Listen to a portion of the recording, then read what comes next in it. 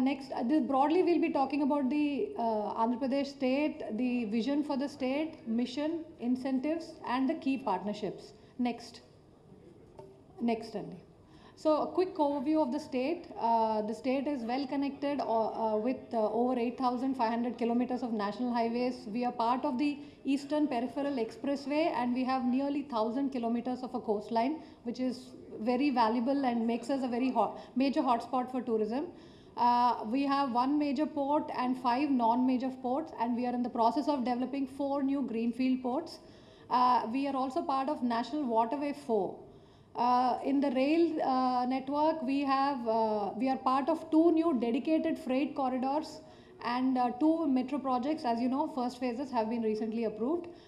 3 international airports, and the most exciting is seaports, which we are working very consciously and closely with Government of India to identify potential places for seaports and come up with an enabling ecosystem so that both investors and surrounding tourism areas become attractive and approachable.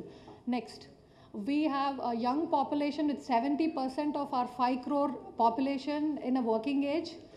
We have over 250 engineering colleges and 300 diploma colleges, more than 30 to 40 in universities and higher skill educational institutions, which turn out highly skilled students and workforce every year, over tens of thousands per annum.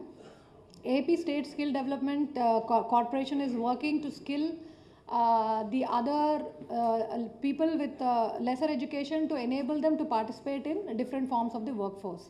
Next. The AP tourism sector is giving a gross value add for currently to the economy of 4.6%.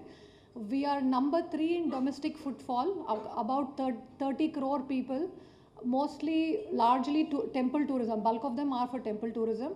We are ranked only number 16 in foreign footfalls. In fact, because of this, the average spend of a tourist in the state is around 1,700 rupees as opposed to 40 to 50,000 in a lot of other states.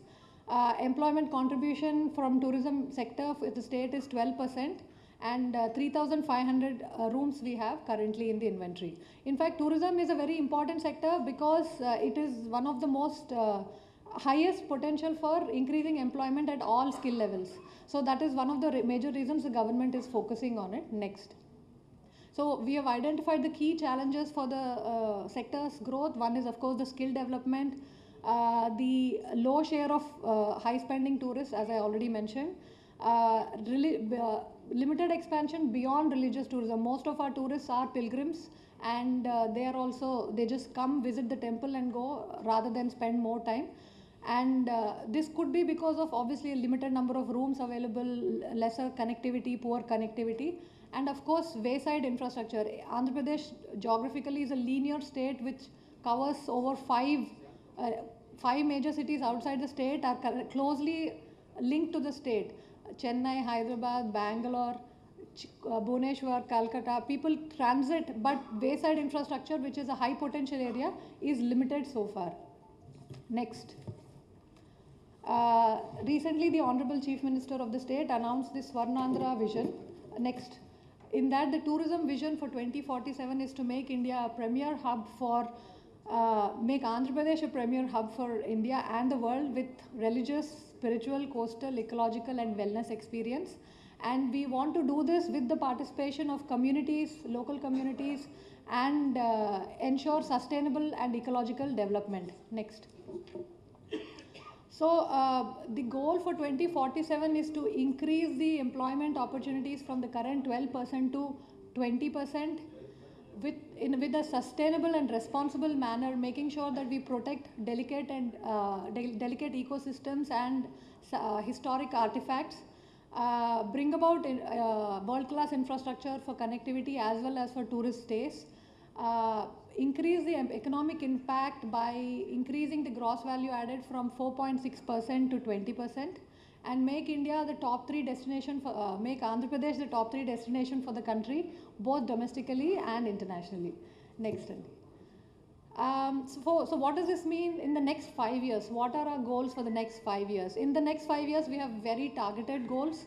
We want to bring about 25,000 crores worth of private investment. across various categories of tourist infra ecosystem, which this will mean that we increase the room inventory from 3,500 to 10,000, and we increase the GVA from 4.6% to 8%, make Andhra Pradesh within the top 10 states for foreign tourist arrivals, increase the average stay of the tourist from 5 days to 12 days, sorry, from 1 to 2 days to 5 days, 12 is I guess future, and the spend from 1,700 to 25,000, and bring about creating 5 lakh new jobs in the state for the tourism sector. Next, Andra. We have we have come up with the next set of strategies for this, which is both to build about world-class infrastructure, both physical infrastructure as well as human resources. So these will be the strong foundation on which we will build, and we will create a diversified positioning and branding through sustainable mechanism and bring about a solid regulatory framework. Next, I'll go into the details now. The world-class infrastructure, as I was saying, expanding room inventory, one is of course the classified inventory to 10,000, but also bring in small bread and breakfast, homestays. So this will be both formal and informal ways of bring about increased room inventory. This will consequently increase spend and stay in the state. And of course, allied infrastructure around key identified tourist spaces. So this could be riverfront activities, gardens, parks, eco-friendly activities, etc.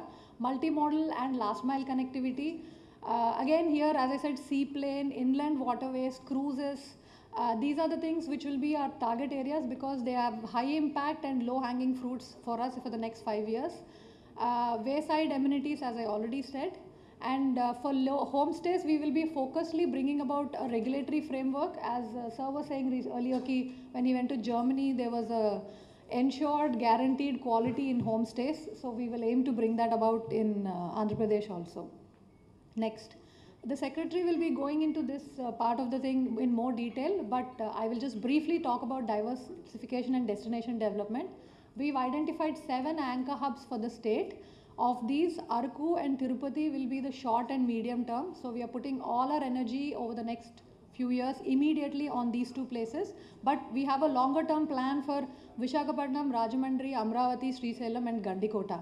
In all these places, as you will see ahead, we've already started a lot of work, huge infrastructure works with the support of both private participants, State of Andhra Pradesh as well as Government of India.